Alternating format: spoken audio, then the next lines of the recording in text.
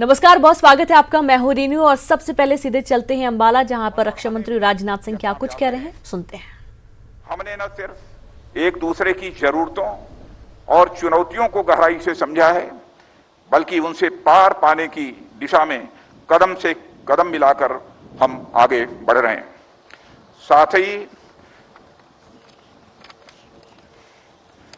साथ ही हम दोनों देश लिबर्टी, इक्वलिटी, फ्रेटर्निटी और वसुधैव कुटुंबकम के यूनिवर्सल प्रिंसिपल्स को मजबूत करने एवं पूरी दुनिया में इसे प्रसारित करने के लिए भी पूरी तरह से कमिटेड हैं। साथियों, भारत और फ्रांस के बीच एक स्पेशल स्ट्रेटेजिक पार्टनरशिप है जो समय के साथ लगातार मजबूत हो रही है। भारत की स्वाधीनता के बाद हमारे देश और फ्रांस के बीच वाइब्रेंट डिफेंस कोऑपरेशन डेवलप हुआ है।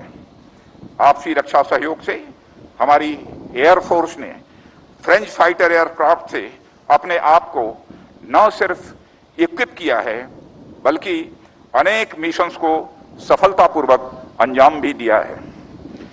1965 के वार में पाकिस्तान के खिलाफ हमारी विजय इस बात की गवाह है।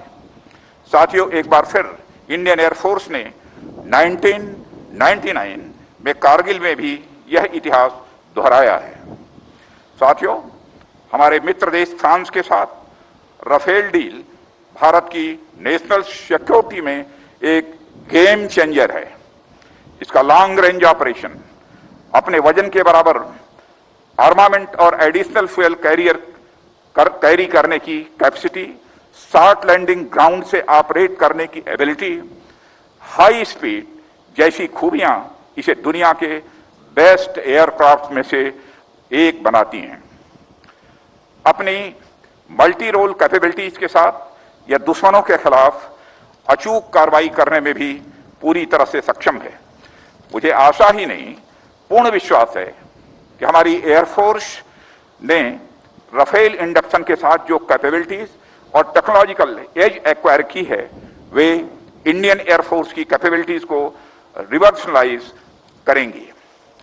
साथियों, आज इनका इंडक्शन पूरी दुनिया, खासकर हमारी संप्रभुता की ओर उठी निगाहों के लिए एक बड़ा और कड़ा संदेश है। हमारी सीमाओं पर जिस तरह का माहौल हाल के दिनों में बना है, या मैं सीधा कहूं कि बनाया गया है, उनके लिहाज से यह इंडक्शन बहुत ही अहम है। यह अपनी सीमाई सुरक्षा और क्षेत्रीय अखंडता को बनाए रखने के लिए सरकार की कमिटमेंट का भी एक बड़ा उदाहरण प्रस्तुत करता है। हम ये अच्छी तरह समझते हैं कि बदलते समय के साथ हमें स्वयं को भी तैयार रहना होगा। मुझे यह कहते हुए गर्व होता है कि हमारी नेशनल सिक्योरिटी माननीय प्रधानमंत्री श्री नरेंद्र मोदी जी की बड़ी प्राथमिकता रही है। जिस ताकत को आज हम अपनी आंखों से देख पा रहे हैं, उसे पाने की राह में अनेक अड़चनें भी आईं, परंतु माननीय प्रधानमंत्री जी की मजबूत इच्छा शक्ति के सामने वे सभी नष्ट नाबूद होती गई और हमारा मार्ग प्रशस्त होता चला गया। यह उन्हीं की दूरदर्शी दृष्टि का परिणाम है, जिसे हम आज फलीभूत होते हुए अपनी आंखों से देख रहे हैं। साथियों, हमारी रिस्पांसिबिलिटीज केवल अपनी टेरिटोरियल बाउंड्रीज तक ही सीमित नहीं है। हम इंडो पैसिफिक रीजन और इंडियन ओशन रीजन में भी लगातार एक जिम्मेदार देश के रूप में विश्व शांति एवं अंतर्राष्ट्रीय कम्युनिटी के साथ परस्पर सहयोग के लिए पूरी तरह से कमिटेड हैं। हमारी भूमिका इन क्षेत्रों में लगातार बढ़ रही है और इसकी सराहना भी हो रही है। मुझे ये बताते हुए बेहद खुशी हो रही है कि इस रीजन में सिक्योरिटी कंसर्न्स में इंडिया और फ्रांस का दृष्टिकोण एक है, जिसके तहत हम मैरीटाइम, ट्रैफिक सिक्योरिटी और पायरेसी जैसे कॉमन चैलेंजेस को डील करने में एक दूसरे को पूरी तरह से कोऑपरेट कर रहे हैं। साथियों, यूएन सिक्योरिटी काउंसिल के एक्सपेंशन और टेररिज्म के खिलाफ लड़ाई में भी इंडिया और फ्रांस के कॉमन व्यूज रहे हैं। शक्ति, वरुण और गरुण सीरीज की एक्सरसाइजेज नॉन स्टेट एक्टर्स के विरुद्ध हमारी आर्म्ड फोर्सेस के प्रयासों को भी दर्शाते हैं। पिछले साल यानी जुलाई 2019 में माउंट डे मार्शन एयरवेज 118 से दोनों देशों की एयर फोर्सेस का अभ्यास हमारे बढ़ते हुए कोऑपरेशन का एक शानदार उदाहरण है। साथियों, डिफेंस कोऑपरेशन में कई अन्य क्षेत्रों में भी फ्रांस के साथ हमारी स्ट्रांग पार्टनरशिप भी है। मझगांव डॉक्स में टेक्नोलॉजी ट्रांसफर के तहत 6 स्कॉर्पियन सबमरीन्स की बिल्डिंग अंडर इंप्लीमेंटेशन है और इसमें से पहली सबमरीन INS कलवारी की 2017 में कमिश्नरिंग भी हो चुकी है। रेसिप्रोकल लॉजिस्टिक सपोर्ट के संबंध में एग्रीमेंट हमारी इंटरऑपरेबिलिटी और ज्वाइंट फोर्स कोऑपरेशन को बढ़ाने के हमारे संकल्प को भी दर्शाता है। मैं इस अवसर पर अपने साथी देश फ्रांस को इंडियन डिफेंस सेक्टर में इन्वेस्ट करने के लिए भी इनवाइट करता हूं। हमारे प्रधानमंत्री श्री नरेंद्र मोदी जी द्वारा सेल्फ रिलायंट इनिशिएटिव के आह्वान पर सरकार ने इस दिशा में कई प्रोग्रेसिव एवं पॉजिटिव स्टेप्स भी उठाए हैं।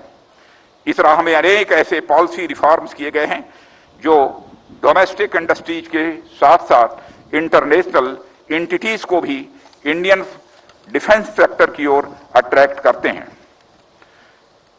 स्ट्रेटेजिक पार्टनरशिप मॉडल के तहत डिफेंस रिक्वायरमेंट की मैन्युफैक्चरिंग ऑटोमेटिक रूट के द्वारा 74% तक foreign direct investment, Uttar Pradesh और तमिलनाडु स्टेट्स में 2 डिफेंस कॉरिडोर्स की स्थापना, ऑफसेट रिफॉर्म्स इस दिशा में उठाए गए बड़े कदम हैं। मुझे विश्वास है कि फ्रेंच डिफेंस इंडस्ट्री इसका लाभ उठाएंगी। और तो सुन रहे थे आप एयरबेस से रक्षा मंत्री राजनाथ सिंह जो कि सभी को संबोधित कर रहे हैं और देश में किस तरीके से और शक्ति को बढ़ाना है और किस तरीके से फ्रांस के साथ रिश्ते और मजबूत हो सकते हैं, इस पर चर्चा कर रहे हैं। खबरों का रुख करते हैं, जहां ऑक्सीजन सप्लाई को लेकर सीएम शिवराज सिंह चौहान ने बैठक बुलाई है। ऑक्सीजन सप्लाई बनाए रखने को लेकर चर्चा करेंगे और ऑक्सीजन सप्लाई को लेकर चिकित्सा शिक्षा मंत्री विश्वास सारंग का बयान भी आया। फिलहाल एमपी में नहीं ऑक्सीजन को लेकर कोई किल्लत, आगे उपलब्धता को लेकर कर रहे हैं तैयारी। इंडस्ट्रियल ऑक्सीजन को मेडिकल में यूज के लिए तैयार किया जा रहा है।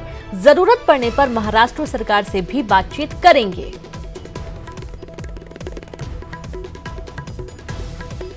तो ऑक्सीजन की कमी को लेकर जिस तरीके से लगातार बातें सामने आ रही हैं, उसके बाद चिकित्सा शिक्षा मंत्री विश्वास सारंग का बयान सामने आया है कि ऐसी कोई कमी ऑक्सीजन की फिलहाल तो नहीं है, लेकिन जरूरत पड़ी तो बात महाराष्ट्र से जरूर की जाएगी। तो ऑक्सीजन सप्लाई को बनाए रखने के लिए चर्चा की जा रही है कि किस तरीके से ऑक्सीजन सप्लाई बनी रहे। अब कोरोना के जो मरीज लगातार बढ़ रहे हैं, उसके चलते ऑक्सीजन की जो कमी है वो ना हो, इसको लेकर मंथन हो रहा है। कहीं कोई स्थिति नहीं है, पर भविष्य में ऑक्सीजन की कमी ना हो उसके लिए हम पूरी व्यवस्था कर रहे हैं। मुझे ऐसा लगता है कि संघीय ढांचे पर चलने वाले देश में एक प्रदेश और दूसरे प्रदेश में किसी भी सामान की आपूर्ति और उसकी खपत को लेकर कोई भी गफलत नहीं होनी चाहिए, और ख़ासकर वो स्थिति जिसमें कि लोगों की जान को लेकर कोई वस्तु है। इसलिए मुझे नहीं लगता है कि महाराष्ट्र की सरकार इस तरह का कोई निर्णय लेगी। हमें यदि ज़रूरत पड़ेगी तो हम बातचीत भी करेंगे, परंतु अभी स्थिति एकदम ठीक है। माननीय मुख्यमंत्री जी के निर्देश पर ऑक्सीजन की आपूर्ति संपूर्ण मध्य प्रदेश में हर एक हमारे कोविड सेंटर पर सुव्यवस्थित है। सभी जगह ऑक्सीजन की जहाँ जहाँ लाइन की ज़रूरत थी वहाँ हमने लाइन डलवा दी है। अभी ऑक्सीजन की कमी ना हो इसलिए मुख्यमंत्री जी के निर्देश पर सरकार ने ये निर्णय लिया है कि मध्य प्रदेश में इंडस्ट्रियल ऑक्सीजन जहाँ जहाँ निर्माण होता है उन सबको मेडिकल ऑक्सीजन बनाने के ही निर्देश दिए हैं, और उसके माध्यम से कहीं भी दिक्कत ना हो इसको सुनिश्चित कर रहे हैं। और मैं विश्वास दिलाता हूं कि इस तरह की कोई भी कोविड के इलाज में लगी हुई कोई भी चीज़ की कमी नहीं आएगी, चाहे वो बिस्तर हो, चाहे वेंटिलेटर हो, चाहे ऑक्सीजन हो या दवा हो। हम हर जगह हर चीज़ सुनिश्चित कर रहे हैं। और ज्यादा जानकारी के साथ संवाददाता शरद जुड़ गए। शरद, शिवराज सिंह चौहान बैठक कर रहे हैं, ऑक्सीजन को लेकर मुख्य रूप से बैठक है, अभी तक क्या कोई जानकारी मिल पाई है? बिल्कुल, देखिए कुछ ऐसी खबरें सामने आ रही थी कि महाराष्ट्र सरकार की ओर से जो ऑक्सीजन की सप्लाई है उस प्लांट से वो रोक दी गई है या रोकी जा सकती है। इन सारी खबरों के बीच ही मुख्यमंत्री शिवराज सिंह चौहान ने एक बैठक बुलाई थी अब से कुछ देर पहले, और इस बैठक में इस बात पे चर्चा की गई है कि मान लीजिए अगर ऐसी स्थिति बनती है कि ऑक्सीजन की सप्लाई रोक दी जाए और बंद कर दी जाए तो फिर वैकल्पिक तौर पर आखिरकार क्या विकल्प बचते हैं।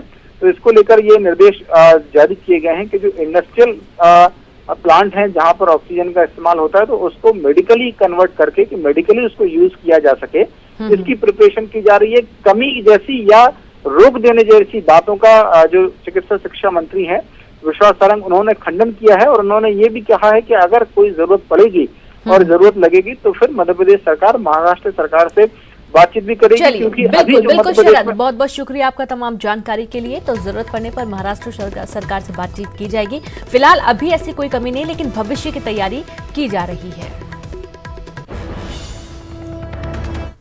खबर दमोह से खाकी का अमानवीय चेहरा सामने आया है। जिला अस्पताल में पुलिस ने दिखाया अमानवीय चेहरा। मरीज के परिजन के साथ अभद्रता और मारपीट की गई। युवक को घसीटते हुए ले गई पुलिस। जिला अस्पताल में देर रात की यह पूरी घटना है। देर रात तक हंगामा चलता रहा और पुलिस ने ऐसा क्यों किया, पूरा मामला जांच का विषय बना हुआ है। दमोह से बड़ी खबर है जहां देर रात खाकी का दबंग चेहरा देखने को मिला है, अमानवीय चेहरा देखने को मिला है। जिला अस्पताल में जो मरीज है उसके परिजन के साथ अभद्रता की गई, मारपीट की गई। युवक को घसीटते हुए पुलिस ले गई और ये तस्वीरें आप देख पा रहे होंगे टीवी स्क्रीन पर जो आपके हैं।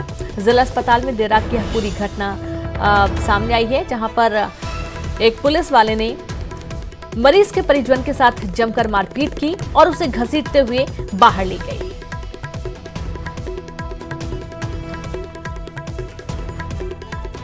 तो ऐसा चेहरा हमेशा देखने को मिलता है, लेकिन ये बात समझ के परे है कि आखिरकार मरीज के परिजन के साथ ऐसी अभद्रता क्यों की गई। और ज्यादा जानकारी के साथ संवाददाता धर्मेश जुड़ गए हैं। धर्मेश, आखिर कारण क्या था इस मारपीट का? जी रेणु जी, मैं आपको बता दूं, ये कल देर रात का मामला है जब इसका परिजन जो मरीज था वो भर्ती था और ये यहाँ आया था। सिक्योरिटी का और पुलिस का ये कहना है कि ये शराब पिए हुआ था, ये मामला बताया जा रहा।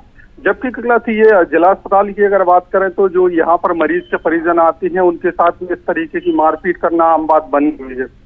कई बार अस्पताल प्रबंधन पर इस प्रकार के शिकायत के आरोप भी आए हैं कई बार। बाकी यहाँ इस तरह की जो घटनाएं होती हैं इन पर किसी भी प्रकार से कोई संज्ञान नहीं लिया जाता है और ना ही इन पर कोई कार्रवाई होती है।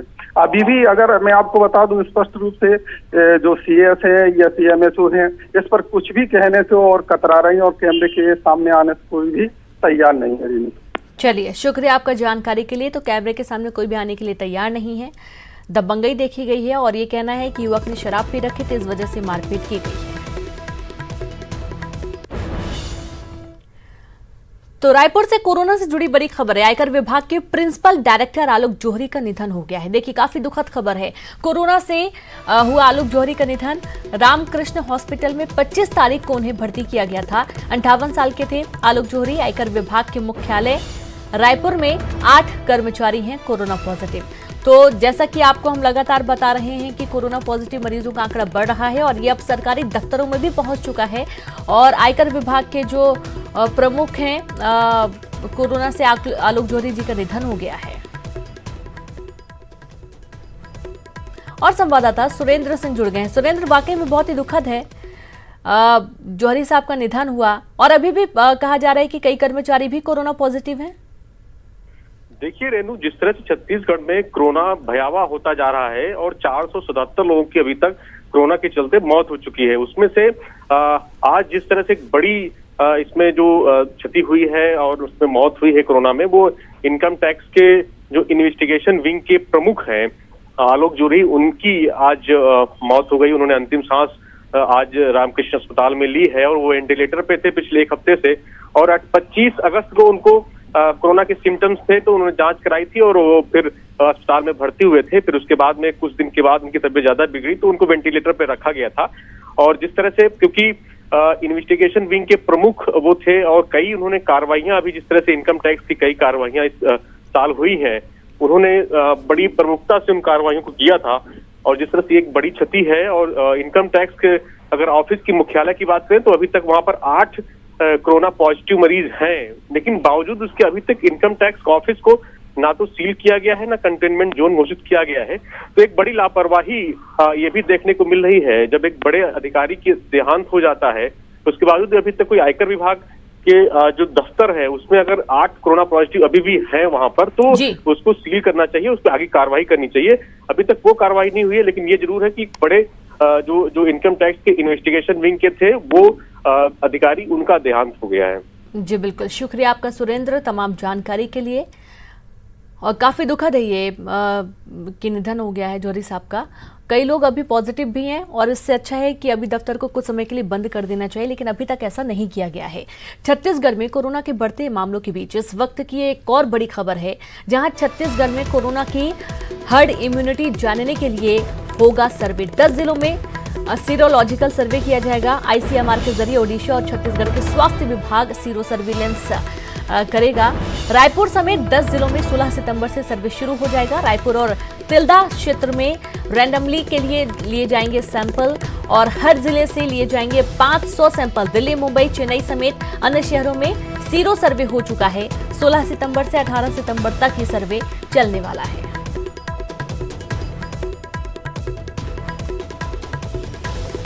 और ज्यादा जानकारी के साथ संवाददाता देवव्रत भगत जुड़ गए हैं। देवव्रत, हर्ड इम्यूनिटी जानने के लिए अब सीरो सर्वे की तैयारी चल रही है। जी बिल्कुल, अब तक के बड़े शहरों में ऐसा होता आया है कि जो सीरो सर्वे किया जा चुका है और उससे ये पता चलता है कि हर्ड इम्यूनिटी कितनी है यहाँ के लोगों की। और अब तक वाकई जो आंकड़े सामने आए हैं उसके रियल आंकड़े किस तरह के हैं कोरोना संक्रमण के। दिल्ली, मुंबई, चेन्नई में अब तक सीरोलॉजिकल सर्वे होते हैं और अब छत्तीसगढ़ में भी ये सर्वे कराया जा रहा है। और जो जानकारी मिली है उसके मुताबिक जो Indian council for medical research के नेतृत्व में होगा और ओडिशा और छत्तीसगढ़ के स्वास्थ्य विभाग द्वारा ये पूरा सीरो सर्विलेंस का काम करवाया जाएगा। 10 जिलों में सबसे पहले इसकी शुरुआत होगी और रैंडमली इसमें सैंपल्स लिए जाएंगे चलते फिरते और देखा जाएगा कि उसमें आखिर कोरोना की एंटीबॉडी लोगों में आई है या नहीं आई है और उससे काफी सहायता ये मिलेगी। तो एक आंकड़े स्पष्ट होंगे। दूसरी बात ये कि कोरोना से जो लड़ने की तैयारी है उसमें सुधार आ पाएगा और ये पता चल पाएगा कि आखिर कौन कौन से ऐसे क्षेत्र हैं जहां पर हर्ड इम्यूनिटी ज्यादा है।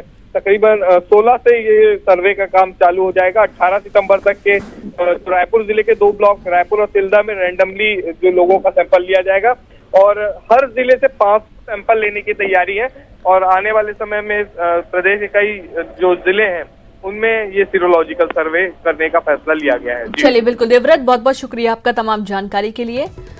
तो जल्दी सीरो सर्वे शुरू हो जाएगा और इससे हर्ड इम्यूनिटी जान पाएंगे कि आखिरकार लोगों में कितनी क्षमता है। मुंगेली से खबर है, आइसोलेशन वार्ड में मरीज ने लगाई फांसी। देखिए, लोरमी सामुदायिक स्वास्थ्य केंद्र का ये पूरा मामला है, जहां पर कोरोना मरीज ने फांसी लगा ली है। खिड़की के फंदे में लटकी मिली लाश। शुगर बुखार का इलाज चल रहा था। अस्पताल में हड़कंप मचा हुआ है। तो अक्सर ये देखा जा रहा है कि जो मरीजों काफी घबरा जाते हैं और वो आत्महत्या कर लेते हैं। एक बार फिर से ऐसे कुछ मामला सामने आया है मुंगेली से। आइसोलेशन वार्ड में मरीज ने फांसी लगा ली है। लोरमी सामुदायिक स्वास्थ्य केंद्र का ये पूरा मामला है, जहां खिड़की के फंदे में लटकी लाश मिली है। शुगर बुखार का इलाज चल रहा था। अस्पताल में हड़कंप मचा हुआ है।